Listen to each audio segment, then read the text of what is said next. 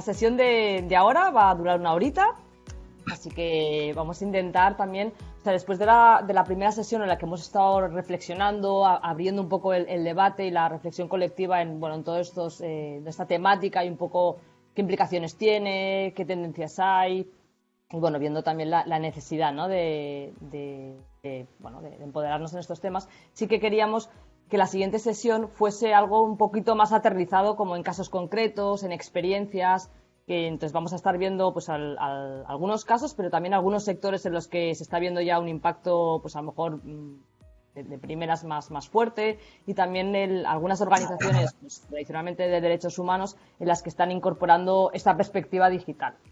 En este sentido, dejadme que os presente a este super panel que tenemos y darles las gracias por estar ahí con nosotras, y luego ya iremos haciendo las intervenciones.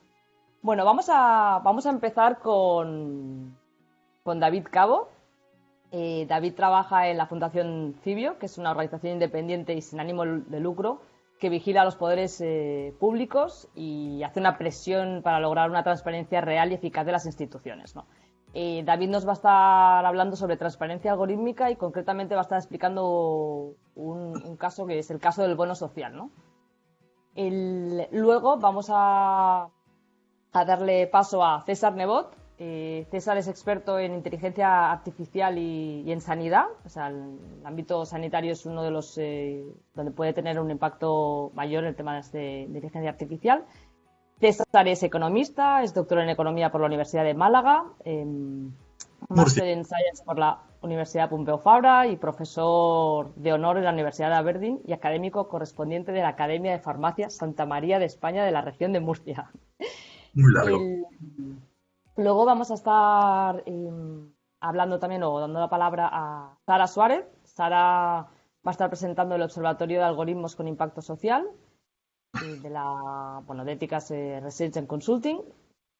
Sara es doctora también en la Universidad Pompeu Fabra y su tesis se llama Big Data, Poder y Libertad. Investiga el impacto social y político de la explotación masiva de datos en el marco europeo.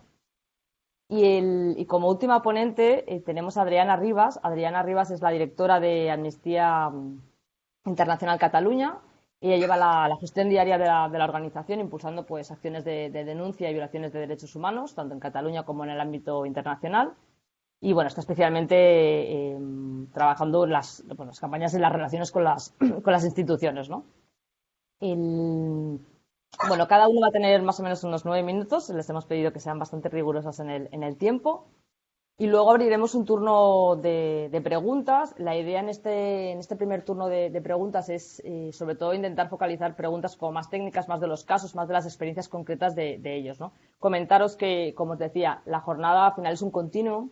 Entonces, algunas de las preguntas que pueden salir aquí, luego igualmente las vamos a recoger en el debate que viene en la siguiente sesión, ¿no? Lo digo para eso, porque bueno, veamos el tiempo que da para ello. Entonces, yo creo que sin más, vamos a dar la palabra directamente a David. Perdonad, por cierto, que no he comentado que habréis visto que hay un pequeño cambio de David, no es Eva. Eva Belmonte es la persona que iba a venir, pero bueno, no sé si conocéis que Eva trabaja en Cibio, pero también lleva el BOE nuestro de cada día. Y bueno, pues ahora con toda la crisis sanitaria que estamos viviendo, tienen un trabajo excelente de divulgación de informativa de todo lo que está pasando y toda la información que sale en el BOE. Y bueno, no había manera de poder tenerla hoy aquí y no pasa absolutamente nada porque tenemos a David y estamos encantadas también. Muchas gracias, pues adelante. Sí, bueno, buenos días y gracias Tai por la invitación. Lo primero que voy a decir es eso, que no soy Eva y que ya lo siento porque habrá mucha gente que igual se apuntó para ver a Eva. Entonces, Eva y yo somos codirectores de Cibio y ella, pues eso, ahora mismo ella lleva el proyecto del BOE nuestro de cada día y ahora mismo con el tema del coronavirus está bastante desbordada, antes ha tenido que caer. Vale, entonces voy a usar una presentación, entiendo que tengo que compartir pantalla. Pa, pa, pa. Ya. Uy, un segundo. Sí. Pues no sé si puedo compartir pantalla. Em, Sí, sí deberías poder, ¿eh? Pero me Darle dice que tengo que... arriba, tienes un icono que pone compartir pantalla y tienes que Sí, pero buscar me cuál está es el pidiendo el archivo. permisos. Ah, vale. Vale, ¿veis ya el...? Sí, No. sí, sí, ¿Sí? sí, sí se ve. Vale, ¿Se ve? vale. Vale, pues entonces os voy a contar el caso concreto del bono social y básicamente cómo hemos acabado haciendo litigación estratégica para conseguir el código de un programa de la administración pública. Entonces, ahora os explicaré los detalles, pero la idea básica es que igual que tenemos derecho a conocer las leyes, tenemos derecho también a conocer cómo funcionan los programas que toman decisiones que nos afectan, ¿no? Los programas em, que deciden si tenemos derecho a una ayuda, por ejemplo, ¿no? Entonces, todo esto empezó en 2017. Eva lo que hace es leerse el Boletín Oficial del Estado por las mañanas para encontrar cosas relevantes. Y una de las cosas que pasaba en 2017 es que se anunció que se iba a cambiar el programa, el sistema de ayudas del bono social. Estas ayudas lo que hacen es ayudan a reducir el coste de la factura eléctrica a familias o personas vulnerables, básicamente familias con bajos ingresos o que cumplen una serie de condiciones. Se anunció que se iba a cambiar durante el 2018, las condiciones cambiaban, por ejemplo, se introducían límites de consumo, etcétera, etcétera. Entonces, Eva empezó a informar sobre esto y en 2018, cuando iba a entrar en vigor el nuevo programa, el nuevo sistema de ayudas, lo que empezamos a denunciar es que mucha gente se había quedado fuera. Em, entonces empezamos a hablar de todo esto. Ahora os contaré en detalle que colaboramos con la CNMC para ayudar a que la gente pudiera solicitar las ayudas y viendo que había una serie de problemas con todo esto, hicimos una solicitud de información y acabamos haciendo una solicitud, o sea, y acabamos yendo a juicio contra el Consejo de Transparencia y contra el Ministerio para conseguir acceso a la aplicación. Entonces, esto es lo que os voy a contar ahora, pero es para que entendáis que esto llevamos básicamente pues, casi 3 años con esto y que el juicio que estamos teniendo es parte de una acción estratégica que engancha con todo lo que solemos hacer en Cibio, que es explicar cómo funcionan las administraciones públicas y ayudar a la gente a, bueno, por un lado a hacer rendición de cuentas y por otro si hay unas ayudas a intentar acceder a estas ayudas. Entonces, eso, como os decía, en 2017 se anuncia la reforma, Eva empieza a escribir sobre el tema y cuando nos empezamos a poner nerviosos, digamos, fue en la primera mitad del 2018 porque las estadísticas que conseguíamos de la CNMC, de la Comisión Nacional de Mercados y Competencia, era que mucha gente que tenía derecho a estas ayudas no la había pedido. Entonces, tenían la ayuda en el sistema antiguo, el sistema iba a ser reemplazado por un nuevo sistema y no se habían enterado o no habían sabido solicitar la ayuda en el nuevo plan, con lo cual al entrar en vigor el nuevo plan se iban a quedar sin ayudas. Entonces, las estimaciones a la hora de introducir el nuevo sistema de ayudas era que más de 5 millones de personas podían ser beneficiarios potenciales. El gobierno, a la hora de introducir el sistema, ya tenía unas expectativas bastante bajas de que menos de la mitad de las personas iban a pedirlo o iban a conseguirlo. Y la realidad era, bueno, esto era a principios del 2019, cuando empezamos a denunciar que mucha gente se estaba bueno, no, en 2019 ya estaba en vigor esto. Menos de la mitad de la gente que tenía derecho a las ayudas la había conseguido. Entonces, uno de los problemas que nosotros denunciábamos en todo este proceso es que es un proceso muy complejo donde hay bastante documentación que presentar y donde además las personas vulnerables no piden la ayuda directamente a la administración, que además probablemente podría ayudarles porque tiene toda la información necesaria, sino que lo que hacen es decirle a su compañía eléctrica que les aplique el descuento. Entonces la compañía eléctrica lo que hace es comprobar si tienen derecho a este descuento y si es así, se lo aplica en la factura. El primer problema es que las compañías eléctricas tienen pocos incentivos para que esto funcione bien, porque al final les da un poco igual y de hecho hay todo un debate aparte sobre quién tiene que pagar estos descuentos, pero digamos que no es el interés prioritario de las compañías eléctricas el asegurarte de que estás informado y que puedes pedir descuentos porque a ellos les da un poco igual.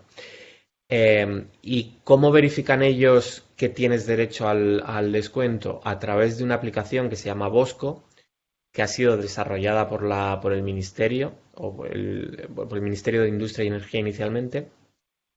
Entonces el Ministerio les pone esta aplicación online que solo las compañías eléctricas pueden acceder. Entonces ellos meten los datos del cliente y en la aplicación les dice si el cliente tiene derecho al descuento, al bono social. Entonces, nosotros lo que hicimos fue hablar con la CNMC, que también estaba muy preocupada por todo esto, y desarrollamos una aplicación muy sencilla en nuestra web, que lo que hacía era pedirte los datos básicos, te decía si tenías derecho o no, y si tenías derecho te daba instrucciones claras de decir, mira, tienes que coger este formulario que te hemos empezado a rellenar, tienes que llevarlo a esta dirección de la compañía eléctrica, etcétera, etcétera.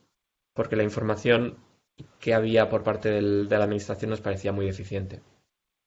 Pues a raíz de lanzar esta aplicación, hubo, no sé, creo que fueron unas 400.000 personas que usaron la aplicación, el formulario en la web, digamos, em, y había tal desinformación que nos llamaban un montón de gente, todos los días docenas de personas diciendo que no entendían, que tenían muchos problemas, y algunos de ellos diciendo que las compañías eléctricas no les ayudaban y que les decían que no tenían derecho y que eso era todo. Uno de los problemas que hay es que cuando te decían que no, básicamente te decían que no y ya está. Muchas veces no te decían por qué. Entonces, a raíz de esto, viendo que había mucha desinformación y que parecía que había casos donde gente que decía que tenía derecho a ayudas no les daba la ayuda, decidimos hacer una cosa que hacemos mucho nosotros, que es hacer una solicitud de información para intentar entender cómo funcionaba realmente esta aplicación Bosco, cómo funcionaba internamente. Entonces, lo que hicimos fue, usando la ley de transparencia, lo que pedimos fue las especificaciones técnicas, es decir, cómo se había diseñado la aplicación, qué se supone que tenía que hacer la aplicación, cómo habían verificado que esto funcionaba correctamente y el código fuente de la aplicación.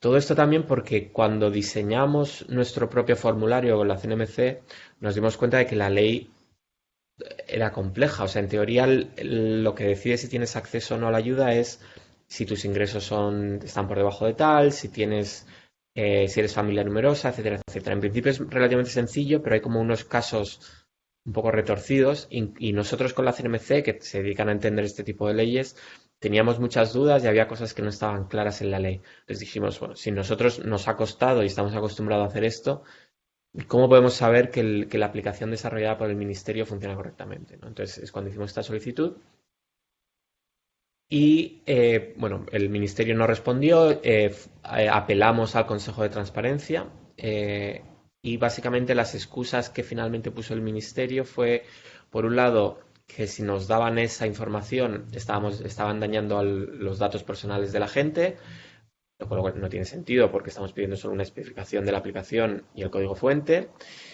También nos dijeron que esto era un problema de seguridad, que si nosotros sabíamos cómo funcionaba esta aplicación, que bueno, que venían los hackers, que iba a pasar todo un montón de cosas malas, que la gente iba a robar los datos, etcétera, etcétera. El Consejo de Transparencia también dijo que esto no tenía sentido. Y otra excusa que nos temíamos que iban a poner es que el código fuente está protegido intelectualmente y que esto no se puede dar porque es una cosa privada, etcétera, etcétera, ¿no? Entonces, el Consejo de Transparencia nos dio en parte la razón y en parte no. Básicamente dijo que nos tenían que dar la especificación y los tests, pero que el código fuente no, porque él daba por bueno el argumento de que era propiedad intelectual del gobierno. Entonces, con esta respuesta parcial, digamos, con la especificación técnica y las pruebas que habían hecho el Ministerio, demostramos que había un error en la aplicación, que básicamente familias numerosas, bueno, es un detalle, en un caso determinado que tenías derecho al bono, en la aplicación decía que no, porque no habías hecho clic en una casilla donde dabas acceso a tus datos personales, etcétera. Es un detalle concreto, pero básicamente demostramos que había un error, el gobierno reconoció que había un error y lo corrigió, pero esto hacía que algunas respuestas que daba la aplicación no eran correctas. Esto lo denunciamos, se corrigió, pero no nos quedamos ahí porque creemos que puede haber más errores y también, esto es muy importante, más allá de esta aplicación en concreta, que es bastante pequeña, esto puede volver a pasar. Entonces, lo que queremos es... ¿por qué me ha llegado? Oh, vale, se me acaba el tiempo. Entonces, lo que queremos es prepararnos para los próximos, las próximas aplicaciones que haya de este estilo. Entonces, hemos ido a juicio y empezamos el juicio a finales del año pasado. Esto está en marcha todavía y está paralizado por el coronavirus. Y básicamente lo que estamos diciendo es, igual que conocemos las leyes, tenemos derecho a conocer el código de las aplicaciones que nos regulan y estamos luchando esto. Estamos ahora en primera instancia y os iremos contando cómo evoluciona el juicio y si conseguimos el código fuente o no. Muchas gracias. Muchas gracias, David. Si era yo que te enviaba un mensajito, porque bueno, con el tema de aquí no podemos hacer levantar la mano y enviar tarjetitas de colores, así que lo hacemos con otros medios. César, si te pones tú mismo, ahora sí, tenemos a Ahora, César. Adelante, muchas gracias.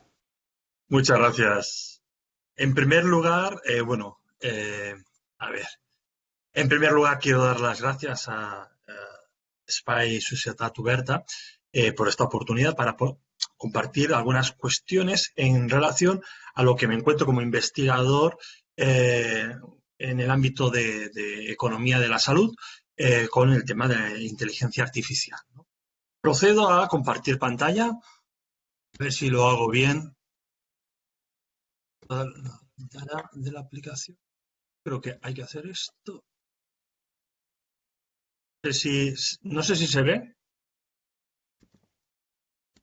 ¿Se ve algo? Perfecto, perfecto. Sí. Perfecto, muy bien, pues muchas gracias. Simplemente desde el punto de vista de la salud y sobre todo de la investigación y de las implicaciones que tiene el uso de la inteligencia artificial y, bueno, Big Data, también recurso que tenemos pues, en este ámbito, ¿no? Y cómo nos afecta en los derechos humanos. En primer lugar, querría apelar al paradigma clásico de los datos del paciente que se ceñían en la relación médico-paciente bajo el juramento hipocrático. ¿Vale? Ese juramento que tienen que suscribir, básicamente hay 4 puntos que establecen que la salud es la preocupación principal del médico, la salud del paciente. No la salud de su bolsillo, sino la salud del paciente. Por otra parte, debe respetar el secreto de los datos del paciente y no entrar en consideraciones de raza, religión, nacionalidad, partido o clase y, por supuesto, respetar los derechos humanos. No utilizar bajo ningún... los conocimientos médicos contra las leyes de la humanidad, ¿no?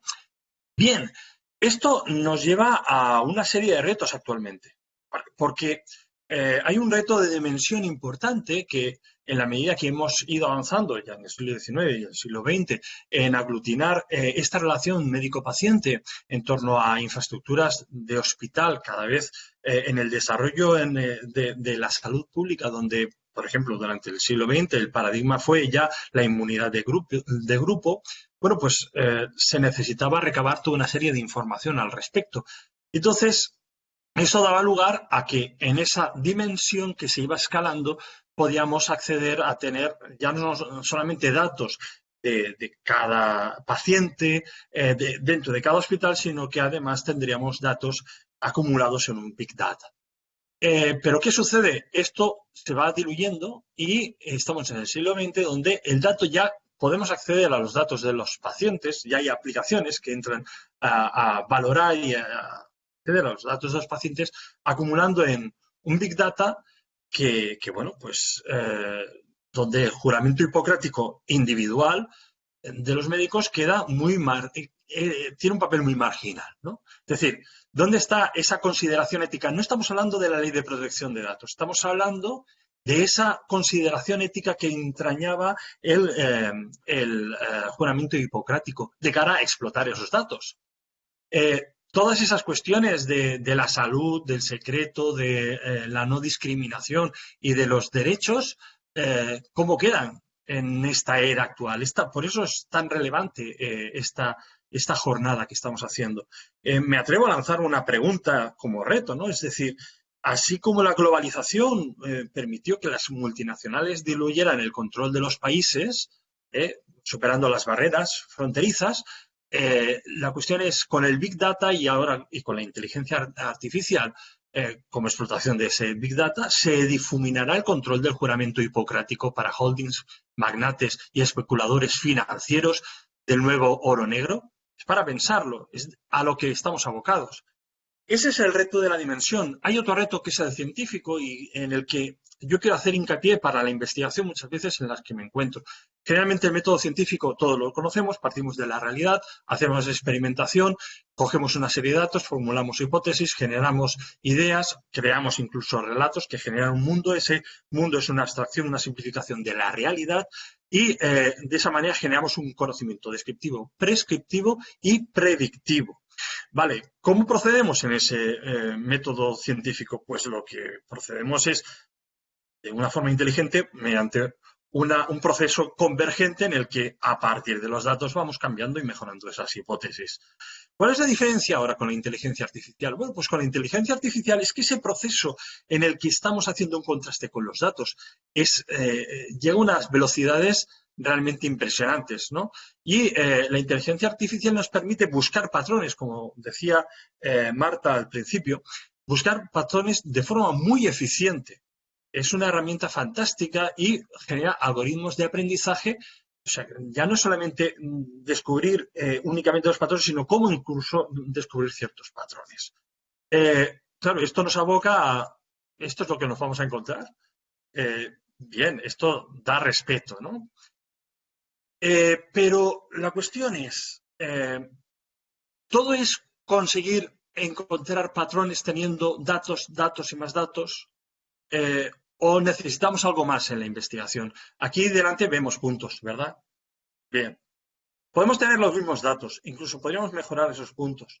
Pero si vamos cogiendo perspectiva, vemos que ahí se dibuja un rostro y para nosotros tiene un significado diferente. Es decir, en la investigación, a la hora de generar el conocimiento científico, no solamente son importantes los datos y el reconocimiento de patrones, sino también la perspectiva que estamos aplicando en la investigación. Y eso es lo que se está quedando de forma marginal y es muy relevante.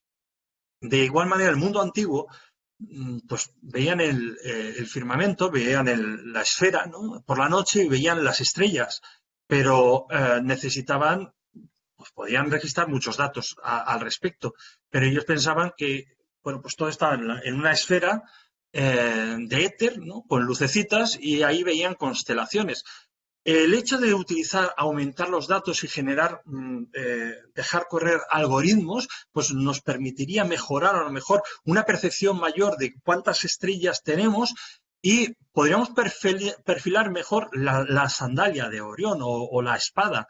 Pero a nosotros la perspectiva científica nos permite encontrar que hay una profundidad en el universo y por lo tanto mejorar nuestro conocimiento. Por eso mismo en ciencia es muy importante trascender un poco más allá de esa inteligencia artificial que actualmente se estrecha a la investigación que utiliza una inteligencia amplia. La inteligencia artificial no ha conseguido replicar el conocimiento que realiza un niño cuando está dándole un pulsador para ver si se enciende o se apaga la luz. Y de hecho, los críos lo que hacen ahí no solamente reconocer un patrón, sino que reconocen también, buscan, indagan una causa-efecto. Las causas-efectos son primordiales y entender esto en ciencia, en la investigación sanitaria es muy importante. En esos algoritmos de aprendizaje podríamos ver coches sucios y ver índices de cantidad de caracoles en diferentes localidades y alguien podría sacar mediante un algoritmo que para tener los coches limpios habría que exterminar a todos los caracoles. Y eso no tiene ningún sentido, porque el patrón lo que acaba buscando son correlaciones, pero no causalidades. Y sería así de extraño, ¿no? Es decir, sería absolutamente tan estúpido como buscar la correlación entre el número de cigüeñas y el número de nacimientos, que sale positiva. Podemos encontrar esas correlaciones positivas. Pero ese patrón, pues es engañoso. Son relaciones espurias lo que acaban pasando. Pero claro, esto tiene implicaciones muy fuertes en cuanto a esta parte ética que estábamos hablando, que son si las características personales están asociadas a problemas de salud, si existe correlación entre renta y salud. Antes hablábamos, por ejemplo, también de cómo decidir el trasplante, ¿no? Eso podría condicionar un trasplante de un órgano, o los años de vida y la inversión en años de vida, o qué grupos sociales son más propensos a ciertas enfermedades y, por lo tanto, la forma de atacar en estos temas. Bien, como último punto, me gustaría abordar el tema de dos retos de salud en los que estoy investigando. Uno que es la resistencia bacteriana a los antibióticos y el otro, bueno, pues el COVID, ¿no? Las pandemias y las alertas epidemiológicas. Entonces utilizamos métodos econométricos e inteligencia artificial al respecto. Estos dos casos son tremendamente importantes y desde el punto de vista epidemiológico se necesitan muchos datos, mucho reconocimiento de patrón también, pero además un estudio de las relaciones causales. Es decir, necesitamos dar un paso más allá, no confiarnos únicamente en esa inteligencia artificial estrecha que decíamos. En el caso de la resistencia bacteriana a los antibióticos es hasta ahora, hasta el COVID, era el aspecto más importante, la amenaza más importante de salud a nivel mundial. Desde el G7, bueno, ya había anuncios casi apocalípticos desde hace mucho tiempo. La OMS lleva 20 años avisando y no estamos haciendo caso, y es muy grave. O sea, nos vamos a quedar sin antibióticos que sean capaces de cargarse a las bacterias y vamos a estar a merced de ellas. Para ello, ¿qué necesitamos? Bueno, pues buscar esa relación entre el uso de antibióticos y aparición de resistencias. Pero ¿qué es lo que estamos viendo?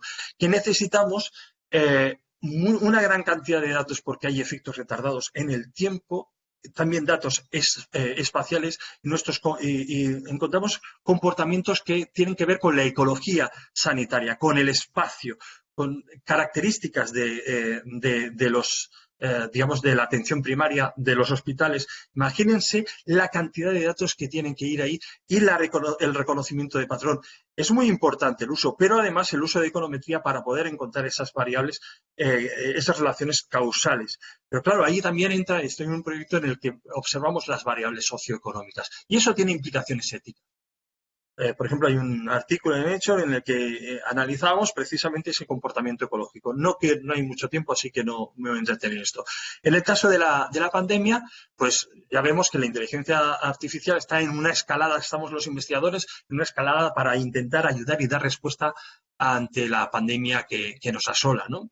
Bueno, tenemos desde la declaración conjunta con la Unión Internacional de Telecomunicaciones y la OMS, ¿no? Para poder hacer frente a la pandemia. Y lo que vemos es la necesidad de poder hacer uso de esa inteligencia artificial para controlar los brotes, las mutaciones de los virus y localizar los focos. Pero claro, es que la localización de los focos es muy importante poder estimar las probabilidades de riesgo según variables socioeconómicas.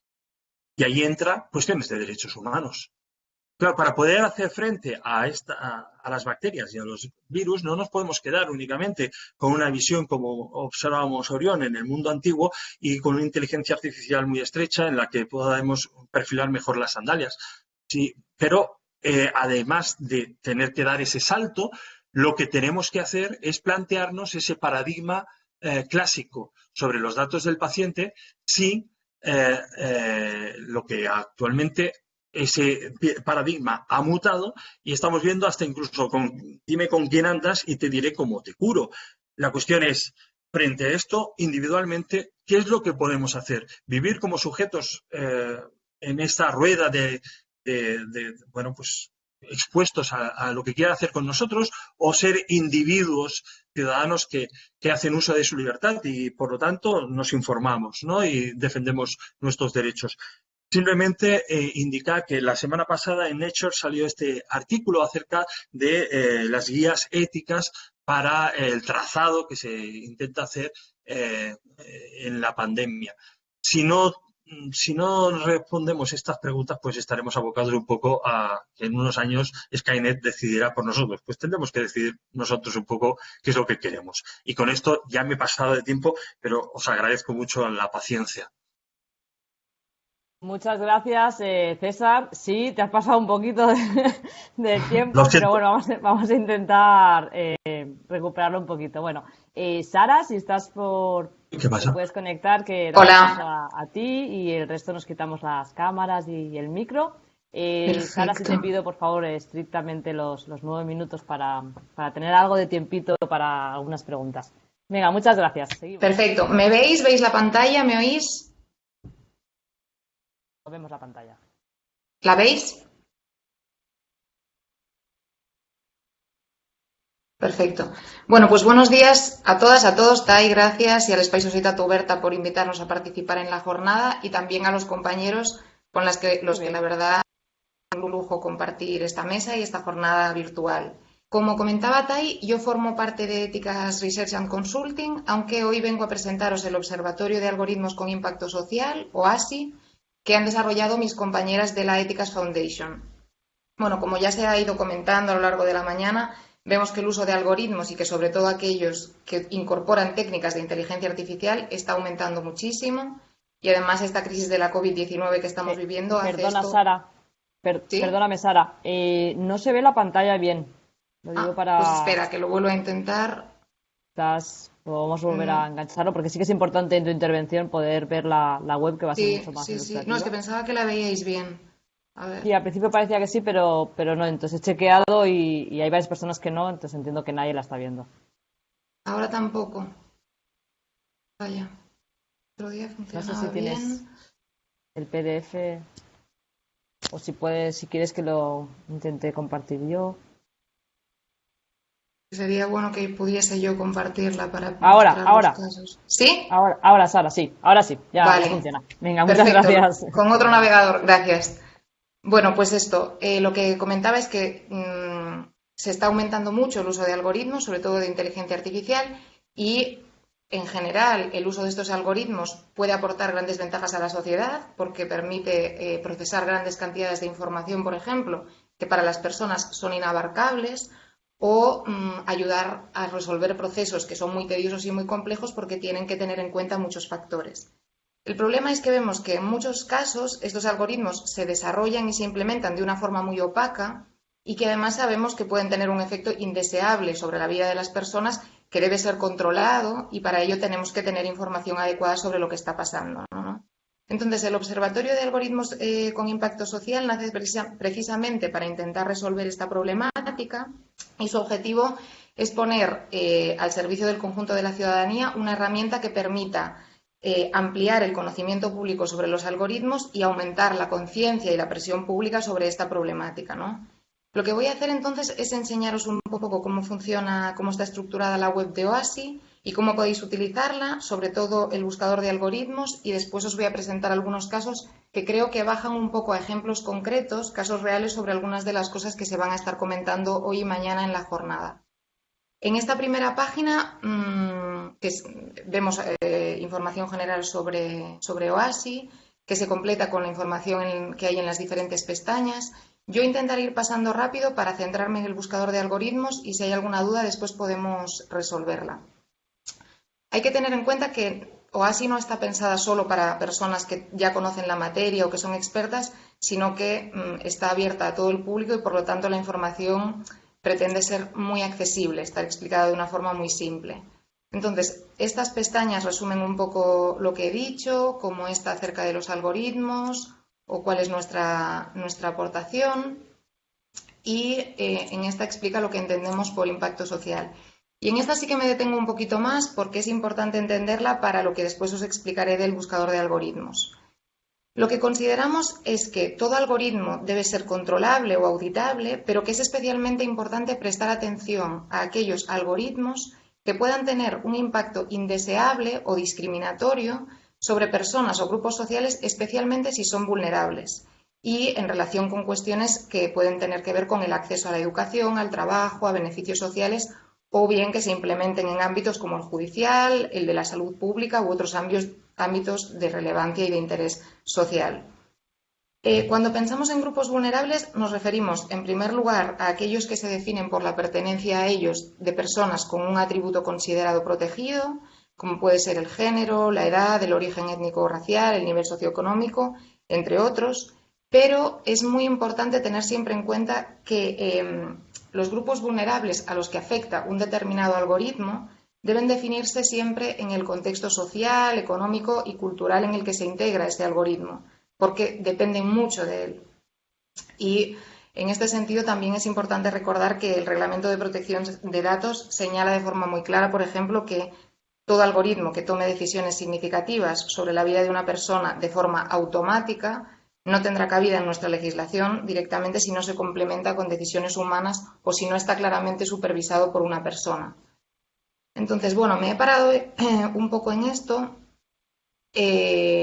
precisamente porque el buscador de algoritmos se organiza en función de categorías de impacto social o de discriminación algorítmica que se definen en función de esto que explicaba ahora. Aquí tenemos el buscador y entonces veis que podemos buscar por nombre o por palabras clave. Vemos que se puede buscar por tipo de impacto social y aquí es donde están estas categorías de las que os hablaba, por ubicación o por el sector en el que se integran.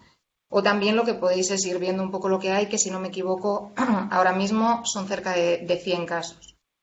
Yo he elegido 3 para enseñaros, que tengo aquí abiertos. El primero de ellos es bueno, son casos bastante conocidos, yo creo que ilustran distintas problemáticas y por eso los elegía. El primero es el de un chatbot que Microsoft lanzó en Twitter en 2016, que después de interactuar con los usuarios durante un tiempo empezó a difundir un discurso de odio, xenófobo, racista y sexista, por lo que solo unas horas después de implementarse tuvo que ser desactivado. Lo que vemos es que en el buscador está identificado como un algoritmo que incurre en una discriminación racial, de género o sexual, y vemos también más información al respecto. Y este es un caso interesante más que nada también porque es un algoritmo que muestra las debilidades de un sistema que procesa de forma automática el lenguaje natural, pero que es que no fue preparado adecuadamente para responder o para aprender de ello de forma adecuada, ¿no? Otro caso que también conoceréis es el del algoritmo COMPAS, que se utiliza para predecir la reincidencia en función de información estadísticamente significativa, pero que acabó por incurrir en una forma intolerable, digamos, de discriminación racial porque disponía de mucha más información sobre delitos de la población negra y además en este caso actúa en base a información especialmente sensible, como es el caso de las infracciones o las condenas penales, que en el caso del Reglamento de Protección de Datos gozan de una protección especial, digamos, ¿no? Vemos aquí también que hay más información y también otras referencias a fuentes en las que se habla o se trata el mismo caso. Y por último, quería mostraros un caso de reproducción de la desigualdad social. Este se trata de un algoritmo, de un sistema de clasificación que se utiliza para evaluar si es necesario intervenir o no para separar a un niño o a una niña de su familia.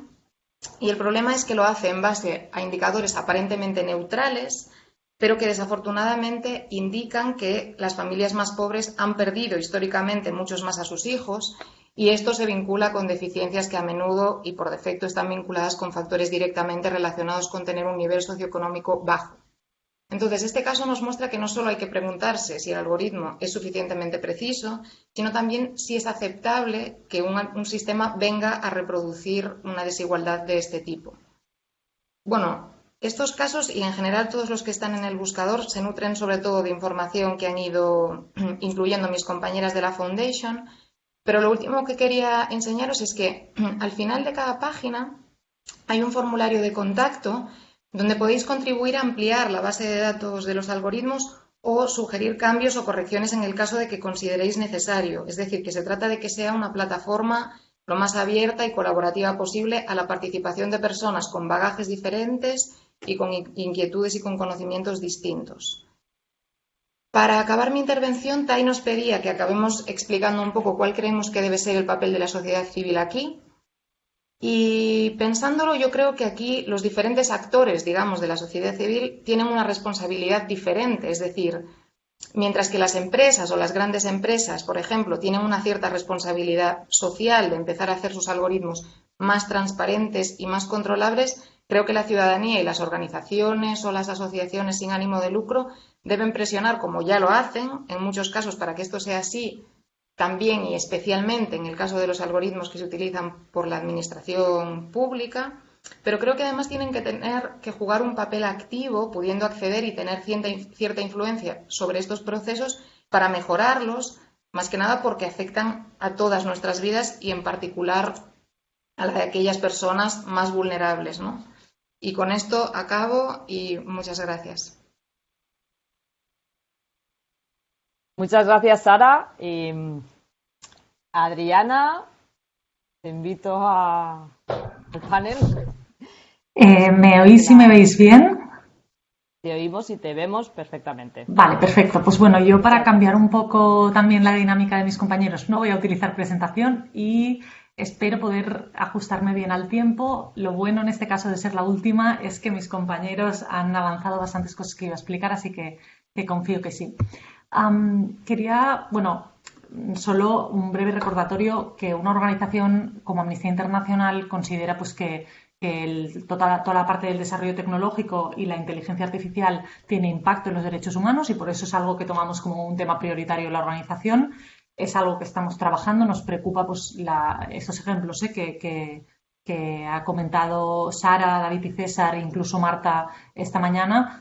La amplificación de la discriminación y los sesgos que ya existen se pueden, bueno, ¿qué afectación va a tener esto en el uso de inteligencia artificial, de estos sistemas de aprendizaje automático, en toda la parte del desarrollo tecnológico? Entonces, quería compartir con vosotros cuáles son los diferentes enfoques que estamos teniendo desde Amnistía Internacional sobre cómo incorporamos la tecnología en la defensa de los derechos humanos. Entonces, un primer enfoque que es un poco transversal es la parte de formación. Tenemos claro que la parte de desarrollo de la inteligencia artificial tiene un lenguaje muy complejo, avanza además a gran velocidad y por eso creemos que es importante que las entidades y toda la sociedad nos formemos para conocer mejor cómo podemos sacar partido de esta tecnología, pero también conocer qué riesgos tiene. En el chat van a compartir con vosotros el link a una formación, un curso abierto y gratuito que tenemos sobre por qué la seguridad digital es una cuestión de derechos humanos, cómo protegernos de las principales amenazas y también cómo defender nuestra privacidad, ¿no? Y este es un enfoque que tenemos que es, digamos, transversal, pero que creemos que es fundamental para afrontar los retos de derechos humanos que nos presenta la inteligencia artificial y la seguridad digital que va vinculada. Y luego hay dos enfoques que son opuestos. Uno es el trabajo en alianza con el sector tecnológico. Cuando Amnistía Internacional empezó a examinar esta intersección que se crea entre la inteligencia artificial y los derechos humanos, nos sorprendió el interés que existía en torno a las cuestiones éticas vinculadas a la inteligencia artificial. Y no solo un interés por parte del mundo académico, sino también por parte de las empresas. Entonces ahí hay como una oportunidad de incidencia que es muy interesante para el tercer sector, ¿no? Para las organizaciones de la sociedad civil. Esta parte de este trabajo con el sector tecnológico, una parte más global es el trabajo que estamos haciendo junto con otras organizaciones para intentar aportar un enfoque de derechos humanos a nivel global en el debate, ¿no? Varias organizaciones hemos impulsado un documento que se llama Declaración de Toronto, que establece una serie de principios para que los derechos humanos sean como el primer plano en el desarrollo y en la aplicación práctica de las tecnologías de aprendizaje automático. Queremos trasladar el marco normativo de derecho internacional de los derechos humanos al desarrollo y al uso de estos sistemas de aprendizaje automático. Lo comentaba César, si no recuerdo mal, esto va a avanzar y si nosotros no participamos ahora en el diseño de este marco, más adelante se hará y no habremos tenido un papel relevante. Por lo tanto, bueno, varias organizaciones estamos impulsando este marco, ¿no? de principios. Y luego, a nivel práctico como organización, también estamos utilizando la tecnología para maximizar nuestro trabajo. Y quería compartir con vosotros un proyecto que se llama Citizens Evidence Lab, también os lo compartirán en el chat. Es una plataforma que integra diferentes herramientas de investigación digital basadas en fuentes de acceso público. Esta plataforma contiene guías sobre técnicas para verificar vídeos e imágenes, tutoriales sobre cómo hacer búsquedas inversas de imágenes, cómo conservamos datos de redes sociales para que no se pierdan, o cómo podemos utilizar imágenes satelitales, por ejemplo, para verificar dónde y cuándo se producen algunos hechos. Nosotros en Amnistía Internacional estamos utilizando cada vez más este tipo de investigación digital o algunos ejemplos, bueno, lo hemos utilizado para una investigación sobre soldados cameruneses que ejecutaron extrajudicialmente a mujeres, niños y niñas, también para temas de ataques de la coalición dirigida por Estados Unidos en Raqqa, para conocer un poco qué alcance tenía esta destrucción y las víctimas civiles, o para revelar el uso de armas químicas por parte de las Fuerzas Armadas de Sudán en ataques en la zona de Darfur. Esta parte, el auge de los smartphones y las redes sociales nos ha dado un acceso sin precedentes a un número importantísimo de datos sobre vulneraciones de derechos humanos que ocurren en cualquier parte del mundo. Entonces, queremos que esta plataforma de Citizens Evidence Lab sea como un recurso de referencia para toda la comunidad de personas que hacemos investigación sobre vulneraciones de derechos humanos con fuentes de acceso público. Entonces, bueno, puede ser muy interesante y para vosotros también espero y que sea como un espacio para compartir, ¿no? Documentos, herramientas y conocimiento. Y de hecho, esta metodología de investigación a través de digital está siendo muy útil ahora en el contexto de coronavirus, porque es evidente que hay unas restricciones de desplazamientos, ¿no? Eso hace que los investigadores de Amnistía no puedan desplazarse ahí donde ocurren las vulneraciones de derechos humanos. Y para nosotros esa es una parte muy importante de la investigación, poder documentar de primera mano pues, aquellas preocupaciones, ¿no? que identificábamos. Y ahora, a través de este tipo de herramientas de verificación digital, pues bueno, podemos avanzar una parte del trabajo y conocer qué está pasando en cualquier sitio del mundo, en muchos sitios del mundo, sin tener que desplazarnos físicamente. Así que realmente está siendo un complemento importante para desarrollar nuestro trabajo. Y luego, este era el enfoque como de colaboración con el sector tecnológico. Lamentablemente, no todo es colaboración con el sector tecnológico. Sigue habiendo muchísima opacidad por parte de algunas empresas, de algunos proyectos, de algunos desarrolladores y, por lo tanto, nosotros mantenemos otro enfoque que es el de denuncia, el de incidencia, el de campaña, el de comunicación, para denunciar pues, algunas prácticas que entendemos sobre inteligencia artificial y desarrollo tecnológico que vulneran derechos humanos. Quería compartir brevemente dos iniciativas. Una es un poco antigua, pero me parece que tristemente es de actualidad, que es Gangs Matrix. Gangs Matrix es una base de datos de personas que supuestamente forman parte de pandillas que creó la Policía Metropolitana de Londres en 2011 después de unos disturbios importantes en la ciudad, ¿no? Y pretendían que esta base de datos pues bueno, fuera para prevención de violencia grave. Finalmente ha resultado ser un sistema discriminatorio que estigmatiza especialmente a los jóvenes negros. En 2017 la base de datos tenía 3.800 personas identificadas, el 78% de ellos eran negros. Un número que es absolutamente desproporcionado con los propios datos de la Policía Metropolitana de Londres, que indican que solo un 27% de los responsables de violencia juvenil grave son personas negras. Por lo tanto, los datos reales son de un 27%, pero estas personas están representadas en un 78% en esta base de datos de prevención de violencia grave. Es evidente, bueno, es un reflejo al final de un histórico de vigilancia excesiva a las comunidades étnicas negras, asiáticas o a grupos minoritarios. Así que, bueno, como un ejemplo, ¿no? de este tipo de discriminación y acciones de Amnistía Internacional, pues de denuncia de este uso de la tecnología para discriminar y como un efecto multiplicador, ¿no? de esta discriminación. Y otro proyecto que es un poco más reciente, que es la acción de campaña que hicimos contra el proyecto Dragonfly, el proyecto Libélula de Google, que pretendía desarrollar un buscador para China cumpliendo con las estrictas normas de censura de Internet en el país, que es uno de los más restrictivos en el mundo, ¿no? Era un motor de búsqueda que vinculaba tus búsquedas, tu usuario, a un número de teléfono y que por lo tanto permitía a las autoridades chinas saber quién era quien buscaba esa información. Además, bueno, un motor de búsqueda con listas negras sobre cuando buscabas palabras como derechos humanos o protesta. Y bueno, ahí hubo un trabajo intenso de campaña, además interesante porque conseguimos contar con el apoyo de trabajadores de Google y finalmente la compañía pues anunció que se suspendía este proyecto. Así que bueno, nosotros tenemos este doble enfoque, el de colaboración, que creemos que es fundamental, pero también el de denuncia, porque creemos que sigue habiendo obstáculos y que sigue siendo además difícil conseguir información y que sea transparente la forma en que se definen todos esos algoritmos. Y finalmente también, para acabar, una reflexión global sobre el rol de la sociedad civil. tenemos claro que la inteligencia artificial no es el futuro, la inteligencia artificial es el presente y ya se está aplicando en ámbitos muy cercanos a nuestro día a día. Ejemplos que han comentado mis compañeros pues lo hacen muy evidente, ¿no?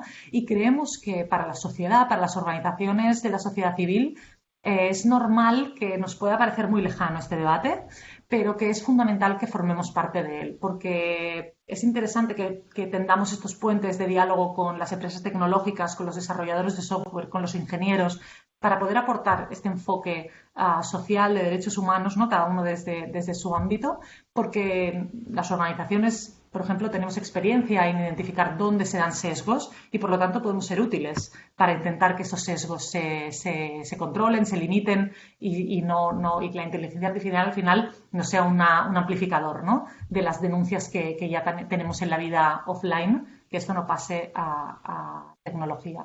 Así que bueno, celebramos también, pues nos parece muy buena noticia que se celebren encuentros y jornadas como estas para poder facilitar y nada, espero que os haya parecido interesante y sea útil para vosotros. Muchísimas gracias, Adriana. Nos quedan 8 minutos para las preguntas, así que va a ser un reto. Pero bueno, lo que os comentaba, recogeremos algunas también para la sesión próxima, que ya está pensado con un espacio más largo de preguntas y reflexiones. Os hemos puesto lo mismo, os hemos puesto el Menti, es el mismo sistema, ponéis el código que está en el chat y la idea es que ahí pues hacéis las preguntas y escogemos un poco entre el grupo las más relevantes, ¿no? Si es una pregunta específica para uno de los ponentes, poned el nombre, y si es genérica, pues para todas. Mientras hacemos, vamos a dejar un par de minutos para esto. Mientras tanto, voy a hacer una repesca a David y a César para que respondan a la pregunta de, bueno, cómo se imaginan ellos, o sea, el rol de la sociedad civil, ¿no? Cómo fortalecer la sociedad civil en ese trabajo de diseño y de aplicación de la inteligencia artificial. Entonces, si podéis responder y que sea en 30 segundos cada uno, que sé que tenéis ideas, pues mientras acabamos de hacer recoger las preguntas. ¿Sí? David. Sí, pues César, por ejemplo, vale. yo muy brevemente, quiero decir, nosotros creemos que nuestro papel es aplicar las herramientas de control que ya tenemos, como puede ser la ley de transparencia, en conseguir una rendición de cuentas efectiva de estas decisiones. Es decir, no porque sea un algoritmo hay que asumir, a veces se dice el algoritmo ha decidido, ¿no? Pero siempre detrás del algoritmo tiene que haber un responsable humano que tiene que rendir cuentas y que tiene que responder a solicitudes de información, etcétera, etcétera. Entonces, nuestra labor en concreto es conseguir que siempre se sepa quién es el responsable de estas decisiones. Bien, yo la verdad es que no sé si sale, nadie está compartiendo su vídeo, es una cosa rara, pero bueno, no sé si se me oye. ¿Se me escucha? Bien. Sí, sí, se te escucha. Sí, César, Vale. perfectamente. Es que ha salido una Se te cosa aquí rara. escucha, tú mismo. Muy bien, muy bien. No, yo lo que querría indicar, puesto que me he centrado también en investigación, bueno, es que una de las cuestiones importantes es adoptar el rol de individuo con libertad individual y no el de sujeto bueno, pues al falso dilema entre la libertad y la seguridad, la libertad individual y la seguridad. Siempre, ya sea la inteligencia artificial, ya sea siempre cualquier otra excusa, siempre se hace el falso dilema de la libertad individual y de la seguridad. Cuando en realidad donde tenemos que presionar siempre es en hacer ese control y por otra parte realizar, bueno, exigir esa parte ética. Yo como investigador no necesito saber los datos personales y las consecuencias de muchos elementos personales para poder sacar consecuencias que sean útiles de cara a combinar la libertad y la seguridad. No es necesario. Por lo tanto, es un falso dilema. Así que, desde la sociedad civil, es que cada uno tenemos que asumir desde nuestra libertad individual, ejercer nuestros derechos de control y exigencia de esa ética que comentaba acerca de ese nuevo juramento hipocrático. Perfecto, muchas gracias César A ti. y David por esta repesca. Pues no sé si es que no está funcionando o es que la gente no tiene preguntas, pero no Quedó todo claro. No, no. Ahora, bueno, voy a hacer la primera que ha llegado para no perder estos minutos preciosos. ¿Qué estrategias creéis mejores para concienciar de la importancia de auditar los algoritmos para que decidan sobre nosotros? Sin presión social será más complicado poder construir un frame regulador fuerte. Entonces, si queréis poneros todas las cámaras, entonces, y quien quiera, no sé si quizás David o Sara, bueno, La pregunta es sobre las estrategias, ¿no? ¿Qué estrategias creéis mejores para concienciar de la importancia de auditar los algoritmos que deciden sobre nosotros, ¿no? O sea, cómo despertar esa conciencia, un poco argumentando que sin presión social va a ser muy difícil que consigamos esa transparencia. Pues bueno. Sí, bueno, esa es un poco la idea, que haya información veraz, variada y en muchos casos también basada en casos concretos, ¿no? Y reales, porque a veces es lo que más interés genera. Y también generan mucho interés los casos que son muy desastrosos o que son muy llamativos y que, bueno, no siempre son los más interesantes, pero que tienen mucho potencial para eso, para llegar a la gente, para hacer ver lo que está pasando.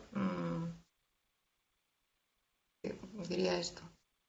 Sí, yo lo veo un poco igual. El encontrar casos concretos y sencillos, pero también hay casos de discriminación algorítmica que son muy complicados de escribir porque es un tema de, no, el porcentaje de personas. Entonces, el saber reducirlo todo a una buena comunicación o a un buen artículo periodístico donde dice, mira, esto se resume en que las personas negras en Estados Unidos tienen más probabilidades de seguir en la cárcel, etcétera, etcétera.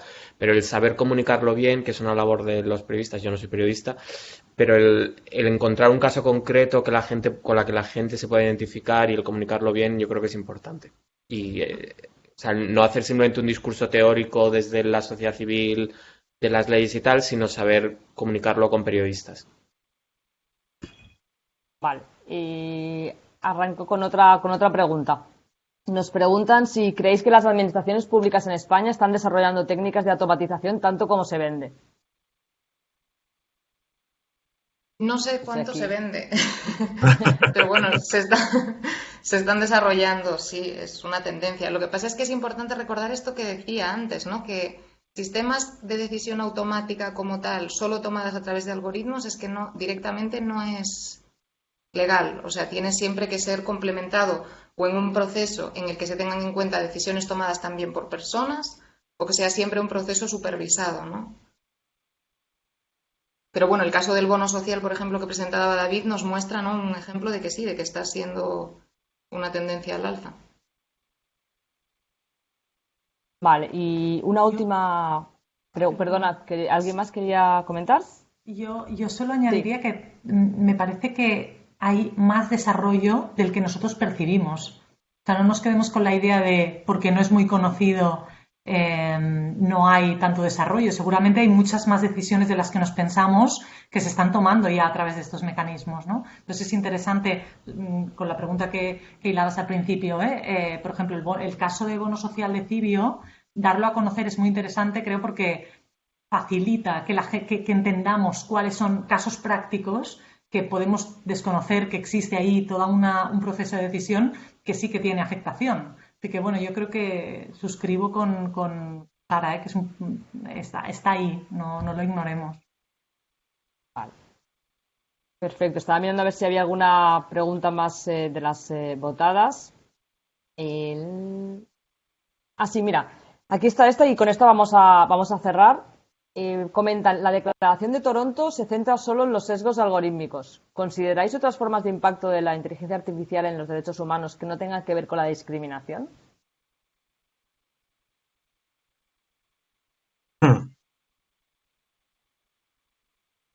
Sí, desde bueno, Perdón, no, por favor, Sara. No era porque estábamos todos un poco en silencio. Sí, o sea, es verdad que hay mucho foco en los efectos discriminatorios, pero en general lo que tenemos que tener en cuenta, y es algo que intentaba introducir con el último ejemplo, con el último caso, es ya no solo si son discriminatorios, si son exactamente precisos o no, sino también si son aceptables, ¿no? Si son deseables desde un punto de vista social. Es decir, queremos automatizar ciertos procesos o automatizar parcialmente ciertos procesos, ¿es realmente útil y lo queremos así como sociedad? ¿O hay otros casos en los que nos planteamos que no es exactamente útil o beneficioso para todos? Creo que es algo que hay que tener también en cuenta, porque es verdad, se pone mucho el foco en la discriminación grupal, estadística, discriminación algorítmica y en los sesgos, especialmente los discriminatorios, pero la implementación y el uso de algoritmos tiene muchas otras implicaciones sociales a las que hay que atender, por supuesto, claro. A mí me gustaría indicar que efectivamente ceñirnos solamente a la cuestión de discriminación no es un conjunto bastante limitado. De hecho, a ver, la automatización, esta automatización propicia digamos, sobre todo la predicción, pero no la prescripción. Y esto es importante distinguirlo desde el punto de vista de investigación. La predicción nos permite controlar por dónde tienen que ir las cosas, por dónde van las cosas. La prescripción nos permite saber qué es lo que hay detrás e incluso tiene un carácter más de ayuda. Entonces, el aspecto de control que implica la predicción, lo predictivo, hace que nos encontremos confinados precisamente. Es decir, el control incluso de nuestras opiniones o de lo que nos pueda entrar, lo que nos pueda salir, eso ya es una vulneración de los derechos. Entonces, que yo pues esté en un régimen estilo en China, que estoy totalmente controlado y por lo tanto son capaces de predecir cualquier comportamiento, ya no es una cuestión de que sea discriminatorio, es que ya no es una cuestión de discriminación, porque eso es control para todos, no discriminas directamente, es para todos y es una vulneración sistemática de los derechos.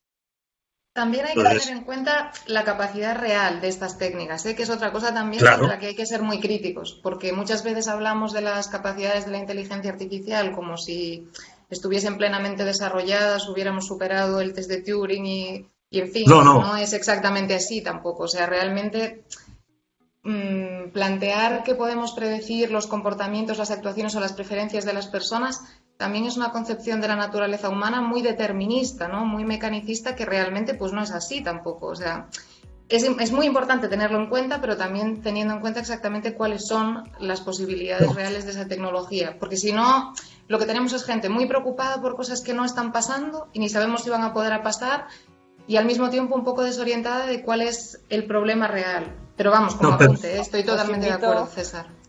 En ese sentido... Os voy a cortar, si os parece bien, porque bueno, he dicho que iba a ser muy estricta con los tiempos.